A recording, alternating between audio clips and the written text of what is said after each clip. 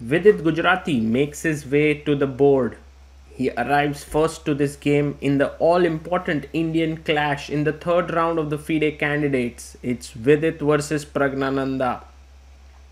Vidit is in great form. He beat Hikaru Nakamura in the second round, while Praggnanandhaa suffered a defeat at the hands of Gukesh. So it's clear that here Vidit will try to push in this game. He's on 1.5 out of 2. We are in round 3. Pragg is on half point out of 2. There he arrives, and as always Pragg brings with him a banana and a chocolate. Shake of hands. The general score between Vidit and Pragg has been in favor of Praggnanandhaa. At the Pragg Masters, if you remember, it was a very intense encounter where Pragg managed to outwit Vidit after the 40th move. Let's see how things work out here. It is going to be very, very important. Vidit looks like in great form here. The way in which he dismantled Nakamura in just 29 moves was just amazing. And we are about to get to the start of the game. The players shake their hands, and now Vidit gets into his meditative pose. He generally takes around 40 to 50 seconds before he makes his move. The jury is still out there to decide what is he doing here. Is he meditating? Is he doing a prayer? Pragg, meanwhile, I think looking at the game, maybe of Vaishali there. E4 by Vidit. He's opened his game with pawn to e4, and Pragg instantly responds with pawn to e5.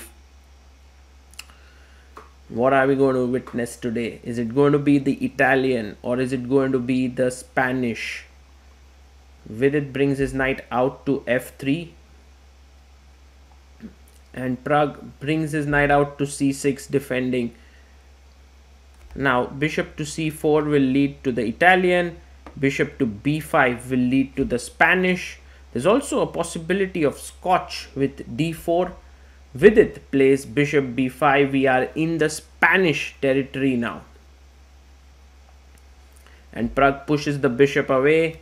Bishop takes c6 is the Ruy Lopez exchange.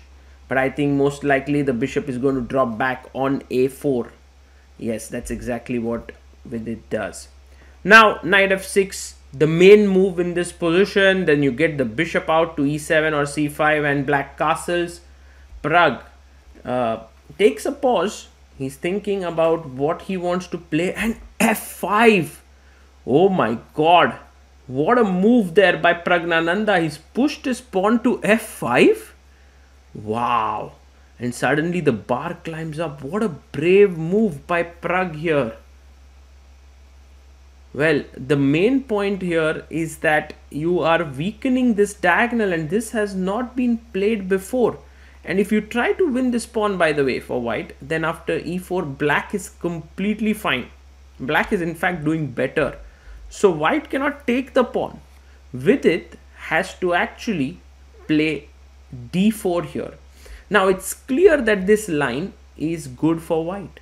But what Praggnanandhaa is banking on is the fact that Vidit has not revised this line, or maybe not even prepared it for this tournament. So very smart choice. And Vidit goes pawn to d4. Well, I'm sure that he's seen it at some point. Now remember, if you take here, knight takes, opening up the queen is actually very good for white. So here once again black has to be careful. E takes d4 is the correct move, and Pragg takes it. And if you take here, knight takes, then knight takes, queen takes, c5, b5 is going to be very good for black.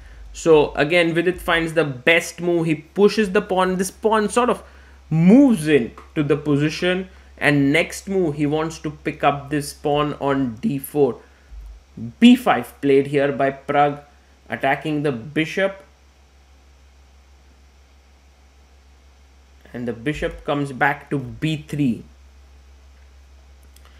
Bishop b7 has been played here before as one of the main moves. But I think Praggnanandhaa has something up his sleeve here, which he has prepared. Knight to a5. He wants to get rid of this bishop, which is an excellent piece. I can't believe the risk that Praggnanandhaa is taking in this game. Vidit snatches the pawn on d4.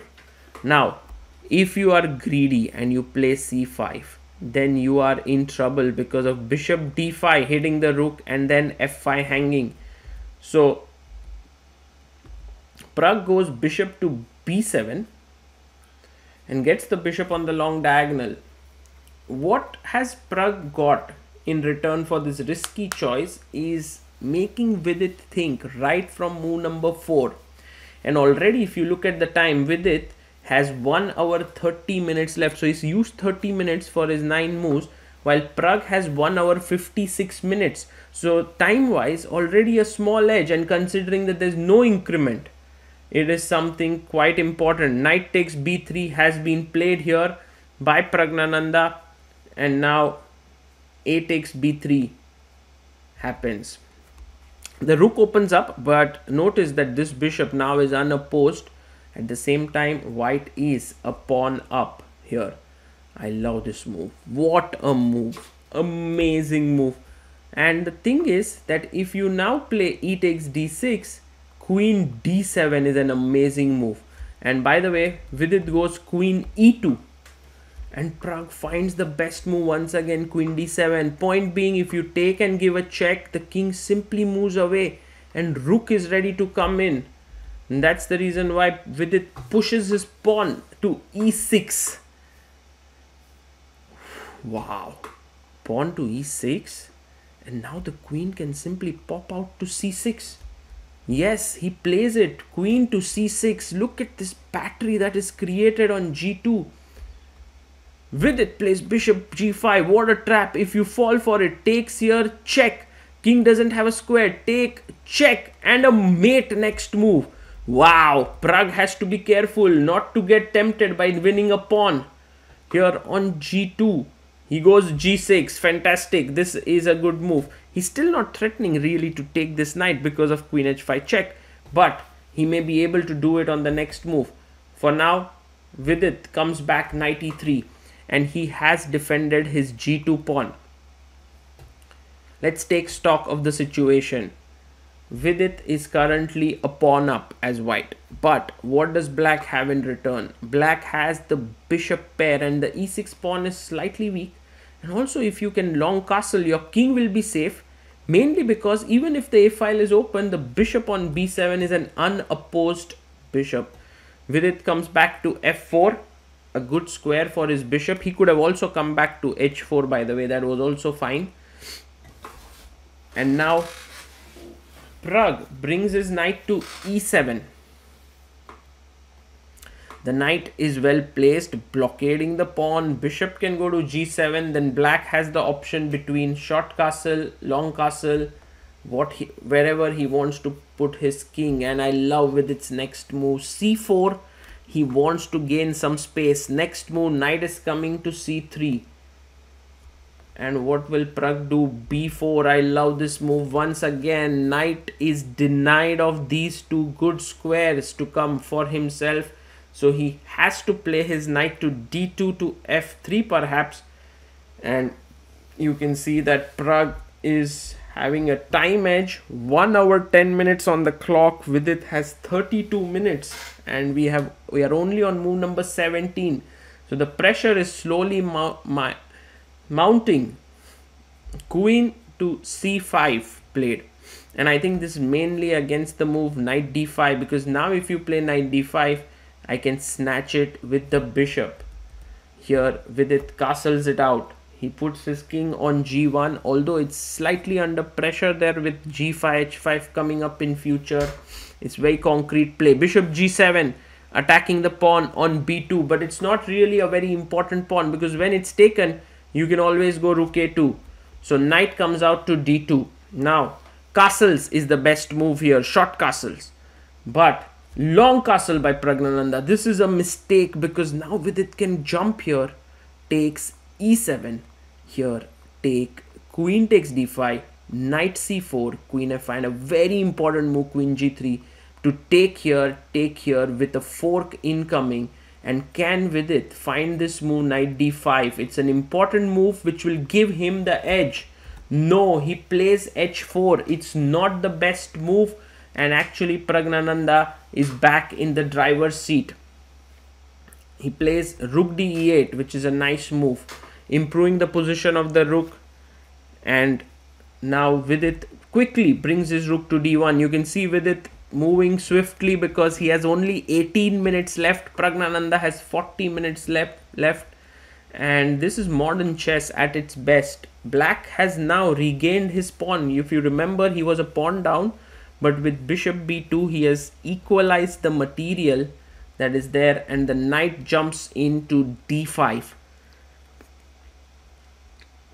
The knight is well placed, and if you now take, I think taking might be the best. He takes, and if you take back with the pawn, I'm going to take it bishop takes. So Vidit, is he going to play an intermezzo? No, he first takes on d5, which is the correct move. Queen takes d5 would be met with knight c4, attacking this bishop and the queen, which would be very strong. So Pragg now takes on d5. From being a pawn up, now Vidit is a pawn down, but in return he has opened up the position. He wants to push his pawn. He plays e7. Maybe rook f e1 was a better move, just defending the pawn. e7 check, although, is very tempting because now the king is attacked. And if you play, by the way, king b7, there is bishop e3, which is a very good move and gives an advantage, is fine for white. But king b8, nice move there by Pragg. Bishop e3 played by Vidit. 12 minutes, Pragg has 30 minutes on the clock, and we are on move number 25. Just remember, there's no increment until move number 40, so the players have to speed up. Queen b5 played, and what is Vidit going to do next? Isn't he losing his e7 pawn? Well, he decides to go to knight c4 to attack here. And now if bishop takes c4, then pawn takes, attacks the queen, and white would be better. So Pragg takes the time to defend his bishop with bishop c3. And bishop comes to d4. So very good move by Vidit. Now rook at 7 is the best move.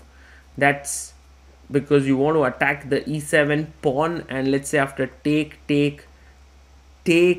you can go rook e7. Let's see what Pragg did. He actually went to g8, which is also a fine move. But now Vidit can take, pawn takes, and there's this very cute little move, knight a3, with the idea of rook d4 to b4, which would be very powerful. Can Vidit find this move, knight a3?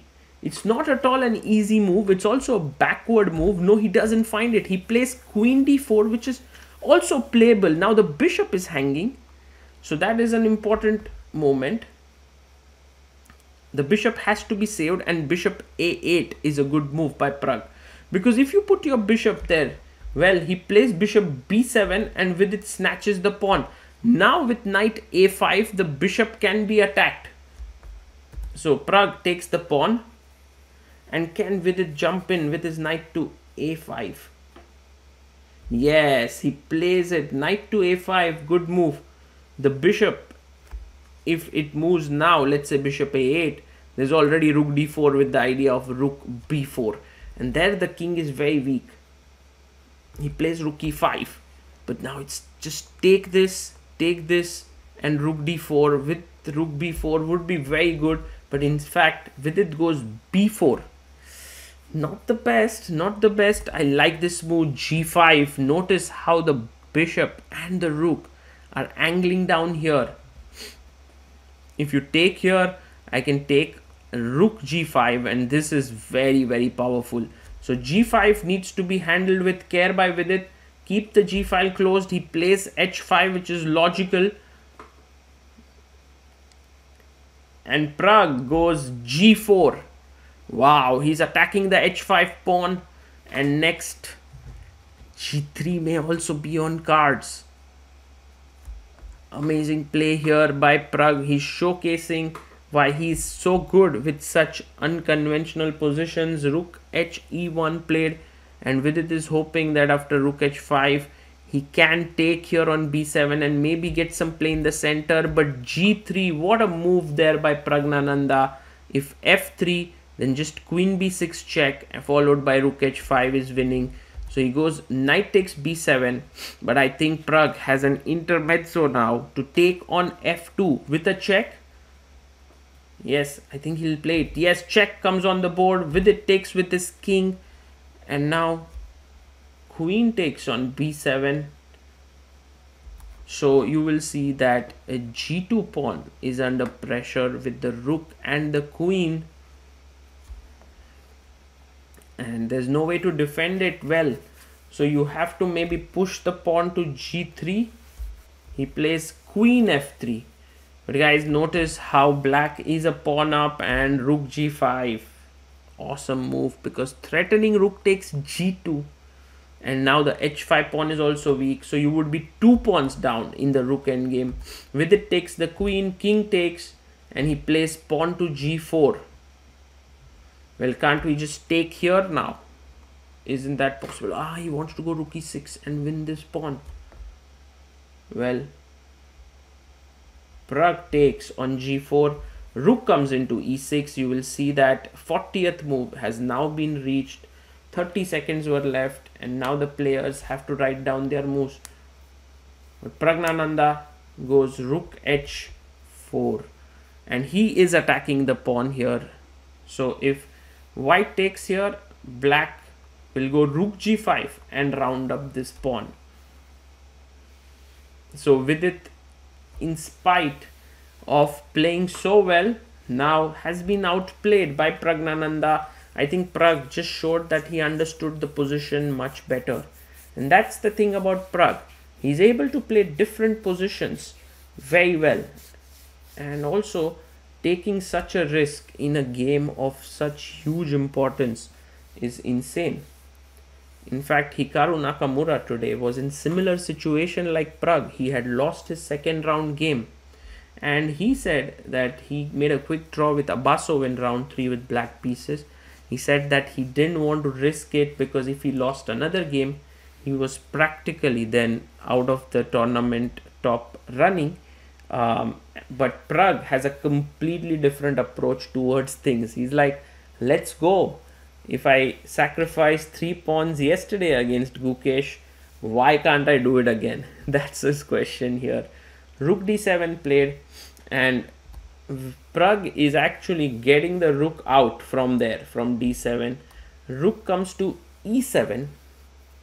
If you are able to trade one of the rooks, it will become very straightforward and simple. Rook e5, he wants to trade.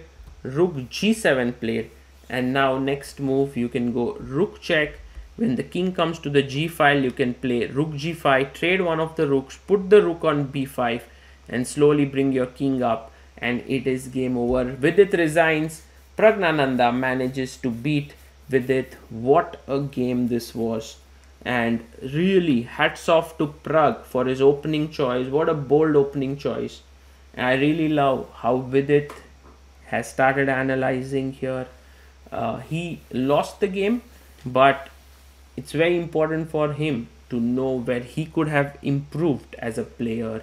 For now, Pragg reaches 50% score, Vidit also on 50%. This tournament is shaping up well.